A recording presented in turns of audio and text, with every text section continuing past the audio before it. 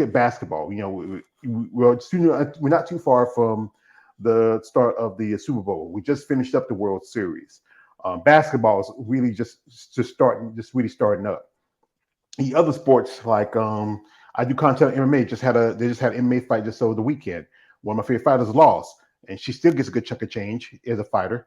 And just that bodybuilding is that fringe sport where because the one reason it's always gonna get that finger pointing at it because the whole you're on steroids, you're on this, you're on that, but everybody uses it. And that's the thing about the gear thing. That's something that's also expensive because you'll come in that condition. I've followed ladies who do natural bodybuilding. Even they have to pay stuff to get themselves in condition. They may not take supplements and stuff to build their muscle. They still have to train and work out and eat and diet. And eating is the most important part And it's of a work. bodybuilder. Some people are really good naturals. They have really great genetics. I have a couple guys in my gym that are naturals. They just have really good genetics. The average natural is not going to beat these guys because they just are those guys who can eat and freaking train. And but yeah, we're never going to be able to, like you said, we're sort of a niche sport. We're not ever going to be able to compete with like football or basketball or these huge juggernauts of corporate, corporate. I call them corporate sports, but because they're just giant conglomerate sports juggernauts that But and that's another thing too. It's just always going to be kind of a niche sport. I'm absolutely surprised how the fitness industry survived COVID. It is just like exploding. Like every kid out there has a camera in the gym.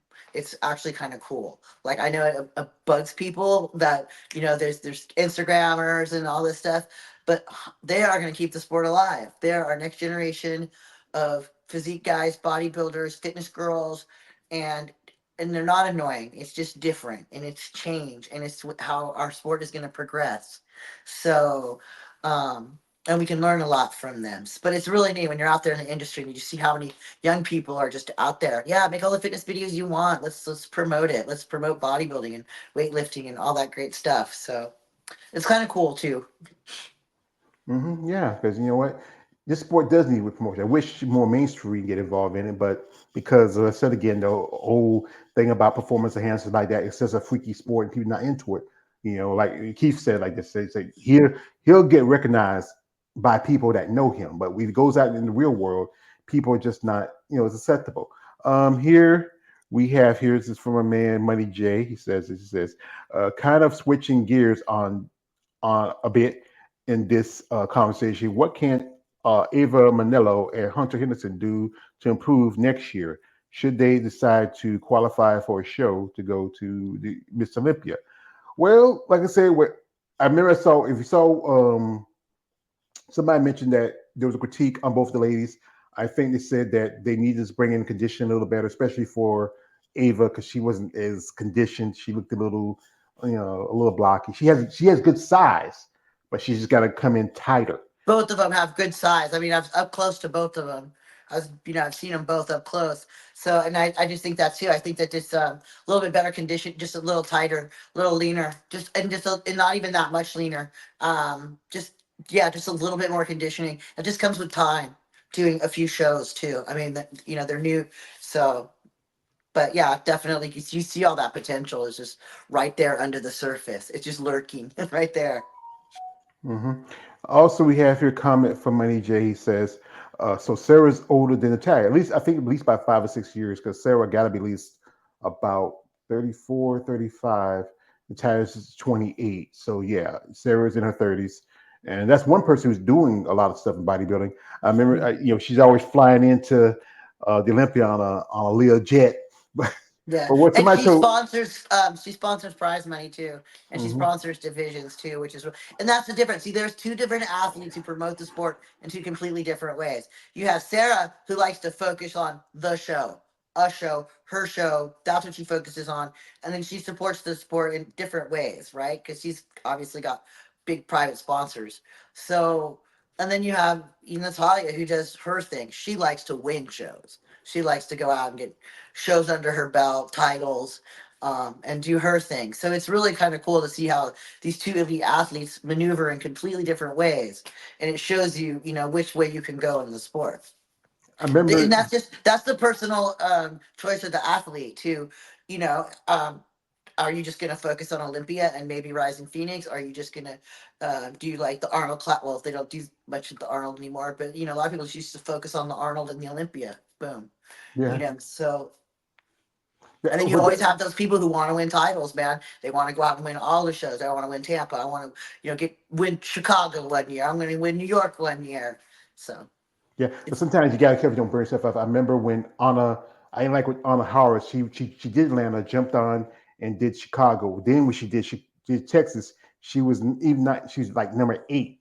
So his thing is, you're doing the. I understand you got at least $1,000 out of it. yeah, That's like counting what you got from Atlanta, what you got from Chicago. You might have made about $6,000 or $7,000 at the that's not most. bad. That's better than what most of us are doing. So Yeah. you're So still changing your pocket. yeah, it's better than nothing, but sometimes it should be a little better. Here we are here from a man Raheem Hamley says Italia was born in '96. Okay, thank you for that. Thank you Also, for fact just checking. Emmanuel says even with the women that do muscle worship sessions, yes, they will make money from it, but that's on expense due to the hotels that they have to book and the constant traveling from time to time. Yeah, because I know somebody tell me that they might do like especially with the Olympia was a big show. You have a lot of people coming in. I follow people like Lisa Cross. She was there. And Lisa, if you know Lisa, she just do sessions. She does hardcore porn. So I've seen some of her movies. So you've seen my movies. So yeah, and yeah, that's the thing. You traveling, you do these sessions. Sometimes, ladies, you have to set up like okay, like what is it? Something like just in case you set up like a price in ahead of time, you pay a Sure. fee before you do the session, and then you pay whatever you want to do depending on what you're looking for. There are certain sites where the girls have lists of what they do in the sessions. Something nothing too risque, and sometimes something a little extreme. And some ladies right out there who do have like one person that's Amy Hernandez, or you might know her as Amy Muscle. She has OnlyFans, and she also does uh, X-rated stuff. Some stuff that's very, and it's a way for her to pay for a living as a bodybuilder. A lot of ladies have jobs as trainers and coaches because it's the way because their involvement in the sport. It's the way for them to make their money. Also, some ladies who I know who work in jobs like Tina and you know and Keith. They run a bar and you work at a bar. Um, I know some ladies who work as nurses. A couple ladies I know who work in the police force. Those jobs give you good benefits. They help you out in the long run. But still, you have to sit and budget, especially if you have family responsibilities. And I talked to how sometimes you got to think about it. You might spend. I mean, one lady told me when she was getting ready for a pro card, she spent maybe about $7,000 for on her prep, and she did at least 2 shows. She did a regional qualification, and she did nationals. And then you got to told the cost as an amateur. You have to pay entrance fees because you might do 1 or 2 divisions. You don't want to you want to really broaden your opportunity. So okay, let me Mm-hmm. do physique and figure, or do physique wins bodybuilding, or I even know a lady who did figure and wellness at When nationals. you're in masters, you can do like you can do 40 plus, 45 plus, 50 plus, up until your limit. So that's kind of what how I got my pro card is I just like did 45 plus, 245 plus classes, a 50 plus class. So it starts to add up too. So, but like you said, it gives you a bigger chance to obtain that pro card and see where you land too. Like, am I physique or am I more figure? Where am I at? Am I a bodybuilder? Am I more physique? Yeah, I Uh, remember. Go ahead. the I understand what he's talking about when it comes to fees and such like that. But when you also consider the potential profits that are Oh, offset by that, I mean, it's like, yeah, there are fees, but it's like you're actually getting a return on. You're actually getting the potential profits that you're getting off of it. I mean, offset the expenses and then some. Because there was once when I was at the Arnold Classic long ago, I was talking to Jen Scarpetta, and she won the Toronto Pro in women's bodybuilding. I'm trying to remember what year it was. But we got on the subject. I had very different viewpoints on sessions that I do today, and I was Mr. Anti Schmodem back in the day, but things have changed over the years. And I was getting into an argument with her, and it was like, well, look at all these girls out here on the expo floor. They're making money. They're not going and doing that sort of thing. And it's like, why not do that instead? She looked at me like I was from Mars, and she said, Jeremy, why in the world would I go and do something where I'm getting $200, $300 for the entire weekend? Just the other day, I cleared 4 grand. $4,000 cash on the barrelhead in a single day. I think she made something like 10 grand for a weekend or like 3 days doing this. So even if you do add up all of those expenses compared to the potential profits, I mean, the expense is negligible. And that again is why so many women do this.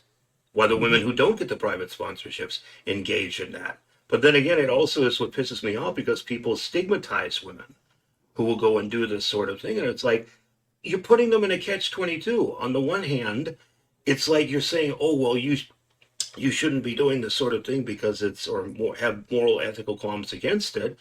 But then it's like you say, oh, well, why aren't you going to the shows? It's like, for the simple fact they don't have the money. And this is the best way for them to be able to get the money given their financial situation. So I just wish that stigma wasn't there. Because it's like, what do you want? Is the question I like ask those people now. I didn't before, but I do now. Well, it's a It's business like, at the end of the day, and they want money. So right, yeah. right. Mm-hmm. So you know, Mm-hmm. that's just the that's their thing. So um, yeah. So Yeah, anything. People always gonna try to shame people for what they do, living their lives. You gotta live for you. Like you Right. can't live for nobody else. that's You what I know. mean. The world is so wild right now. You shouldn't be judging anybody about anything. That's the way I see it. Yeah. So, so Here we got covered from a man. Warrior 2000 says, "So what did I miss? You only missed a good few minutes of it, brother. So you lucky you're here." Also, it says the women may have to do fundraising if it gets too expensive with everything to prepare for shows, etc. It's crazy for. Well, here what I know about the fundraising. It's a hit or miss. I have ladies who told me that sometimes people, unless it's like something really they might want to donate to, generally some ladies will do that way. I remember Jada, she did a fundraiser and she maybe got maybe a few $100s and she was shooting for at least for $1,000. And you remember with because I got to go for me. You see it's in the link in my right here in my teletype where I have a GoFundMe because I'm thinking about I want to go to a show next year. With me, I have costs and like that, and it's not like I'm working, have a real job, but I would love to do a show. Good thing I don't have a car to worry about too much anymore. I need to get that car, but I need it, but I don't need. But yeah, I'm trying to save a little money to try to go to the first show. And sometimes it goes that you really depend on the kind of the strangers. This is something that happened to me about a couple years ago. As you know, we went to the pandemic, and me, I live on Social Security, and with the government give us so much money, we're getting like so much like benefits like welfare. Like I was getting like maybe $2 or $3 in food stamps, and then one day I was shopping and I was getting some stuff. It wasn't that much, maybe about $100. I had the money for it. I had the food stamps. I had enough to cover it.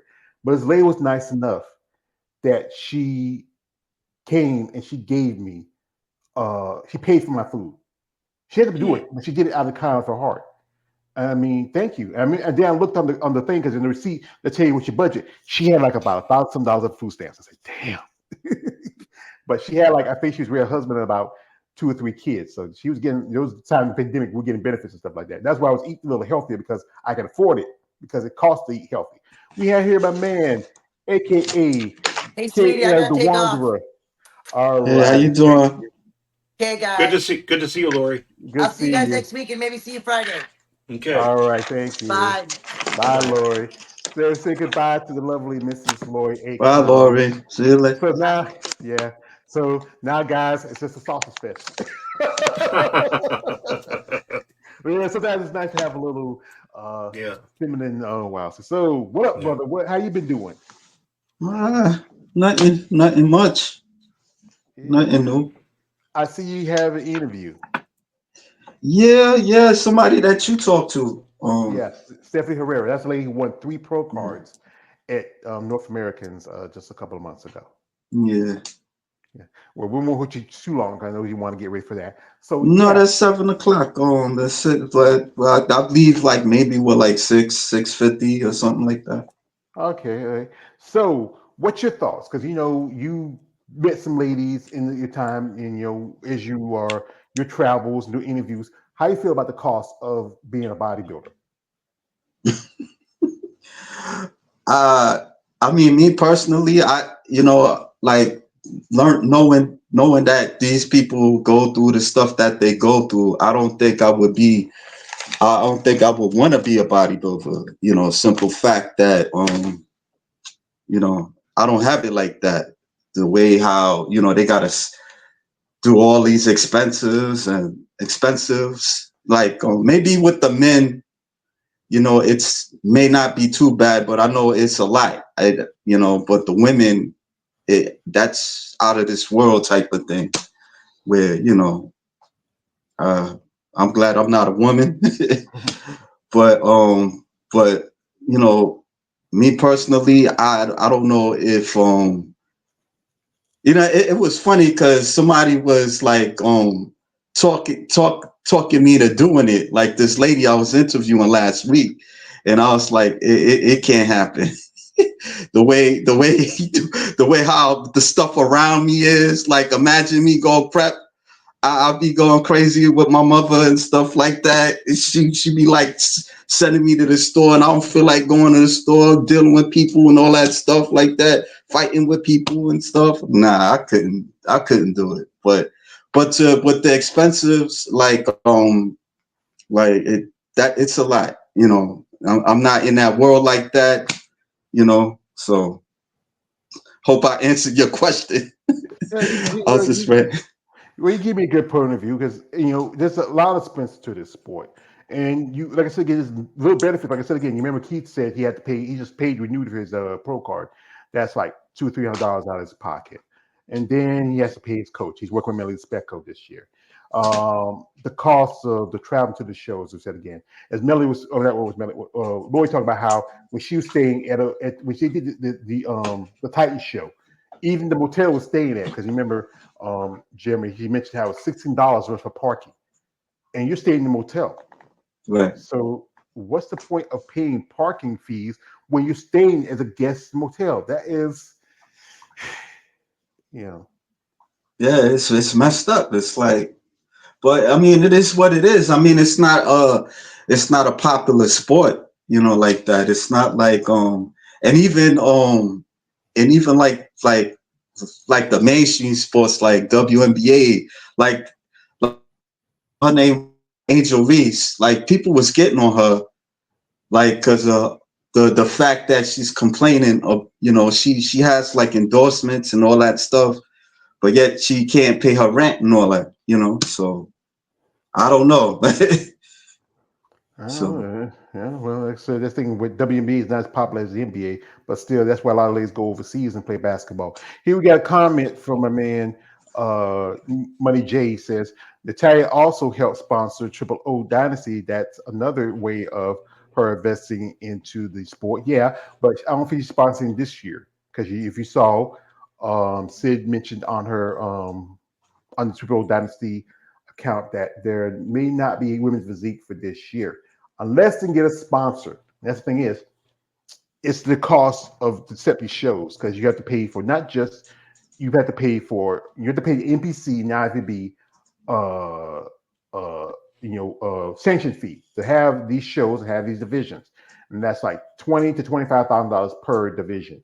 Then you have to put the prize money, set up the shows, everything else. Also, the live stream. If you get enough people to buy the live stream or buy the tickets, it should cover the cost, and then you get your money back. You're not as much for the competitors. You're not really breaking even as much in out of the even if you win the prize money, like something outside of the Olympia, where Samson Dew won nearly about $500,000. Andre gets home, walk away home with $50,000 plus with the prize fee. That's another $75,000 she takes. There's so much to this. Shout out to my man, Warrior 2000 says, um, he says, Andrea Shaw hasn't posted new content on her YouTube channel, but till she does, I need more because I really do like her channel and she does. She's just starting. Well, you gotta give her time. Like I said, she's more business stuff like that. Maybe she has somebody work on stuff. Sometimes you can go to the Mutation channel. Mutation has a YouTube channel. They post stuff on her there. Also, this is from Mm, Warrior. It says, speaking of Andrea, uh, her guest posing at the last show was fantastic. That was at the Dennis James in Germany, Dennis James Classic. Also, Warrior says, it says, Angel Reese, I feeling like she has her green with envy moments when it comes to Caitlin Clark. Yeah, it could be that, but like I mm, said, she don't think about it too much. And also, what do I know? I don't really get into WNBA that much anyway, but I respect the new hype recognition because of Caitlin Clark. Yeah, she recently just did a thing where she said that she is supporting Kamala Harris, and then mm. Donald Dipshit got mad about that. What you supposed to do? Come on, Right. you But want then, and to show the sorry state of money when it comes to female bodybuilding, your average WNBA player, with their guaranteed union negotiated salary every year, I think what is it, $80,000 or might be something that. like that? I think it is to that nature. They make more than your average female bodybuilder does in a competitive Mm, season. yeah, I mean, it's like yeah. the only woman that comes close to that, when in specifically in women's bodybuilding, would be Andrea Shaw. The only one, the only one who comes even close to that. Anybody else, if you won all the prize money at all the other shows, it wouldn't even come close to that. And so it's like even when they're complaining about their salaries in the WNBA, it's so much better because again, it's guaranteed salary. The one and only way that you get that in pro women's bodybuilding is to compete. And even if you compete, you still may not win. And even if you win, you're still not going to get much money, but you still have all of that expense. I mean, that's the sorry state of this. Is that yeah, they're complaining about their salary. It's 10 times better than what's going on in WBB and WPD for that matter. Yeah, Mm, you think about it. So Most of the people don't even the everyday person don't even make that much in a year compared to yeah. what these women make in WNBA. I do content on mixed martial arts. Just had a big fight. Sometimes the top female fighters can make up to there's a show money for just coming in for the weigh-ins, that's like $10,000. And then your fight purse might be another $30,000. And if you are lucky enough to get a good knockout or a finish early in the fight, you can get performance of the night, which is another $50,000. You can make in one fight almost $100,000. But after that, taxes, paying your coaches, your trainers, you pretty much living on so much. Most inmate most inmate fighters don't make much compared to you think about the top boxer back in the day was Floyd Mayweather. He barely got out for anything for less than $100,000. He fought Conor McGregor. That's almost like 10 years ago. Mm, And Conor probably made the most money he made in his entire career in in MMA to that one fight with Conor. He has to pay Dana White a little cut because he's going outside of the UFC. There's coming up in a couple of weeks, a week or so. We have Jake Paul versus Mike Tyson. Mike Tyson killed that boy. I know it. And he was fighting a lot of guys who are former UFC fighters, and they made more money. One guy, Ben, what's his name? Ben, what's his face? He was in UFC for half a minute. He got kicked out. He probably made from that one fight with Jake Paul did his entire mixed martial arts career. That thing is when you make the money, you can live off of it. You can really make a career. You can, fix your life. You think about it. If some of these women can make as much as, let's say, if the prize money for a show was like $20,000, first place at Tampa Bay, think about it. That's enough to pay for your entire prep for the year. You have money to pay your coach. You can buy new posing suits. You can hire somebody to do your makeup. You have to go down because some ladies what they do like they find ways to save money. Like if you remember a while back we showed a thing with Rachel Daniels, the real Lois Lane. And she posted how about the coaches. And then she also posted this thing also about things you need to do. And I'm gonna pull it up. And it's really smart. Things a way to save money on show day, and she's been a two-time Olympic competitor, and she gives good points about this. So we'll pull this up with Rachel Daniels, and here we go. 3 ways that you can save some money as a lady on show day. So, hair can be really expensive, anywhere from like $200 to $500. Save yourself some time. If you have a hairstyle that you think you can learn, watch some YouTube videos, ask some friends who do hair, practice some hair on your off season, and then you can do your own hair for show day. Number 2, makeup. Makeup can be really stressful and expensive on show day. It can be anywhere from $150 to $350. Again, reach out to some friends who are great at makeup. Look on the internet. There's so many videos on how to do different styles of makeup. I used to do makeup for show day when I used to perform before bodybuilding, so I still do my makeup that way. And for me, it's a lot less stressful to just do it in my hotel room, buy the makeup that I need for show day, get the colors that are specific to my tan, and do it myself. Number 3, your suit. You do not have to buy a new posing suit or show day suit for every show. I personally have worn the same women's physique suit from my first women's physique show all the way to my second Olympia. Your suit should be of really good quality and should have some room for growth, and stretching will still fit you. So unless you're putting on 15 or 20 pounds of pure lean muscle mass, you should be able to make that suit last for more than one show. Here are 3 ways that you can save some money. Great point from Rachel McDaniels, Irene Lois Lane, who's now one of the head coach with Anti-Heroes. Great physique. I remember that suit she's worn. Hope we see her compete sometime next year. Actually, one of her clients, I think one of her posing clients competed. That's Tracy Jones. And here her with Tracy. And I'm looking at Rachel's legs. I think she might be competing this year. I don't know. She looks really good in condition, and her client looks pretty good. Yeah, this is from the Clash. Yeah, Rachel looks like, we hope maybe she might compete next year. This is look like some recent videos of her. I think she last competed, I think, in 2022. Was 2022, 2021? Try to remember. It's been a while, but it looks like we might see her next year. So, yeah, but it is a cost for these ladies to travel.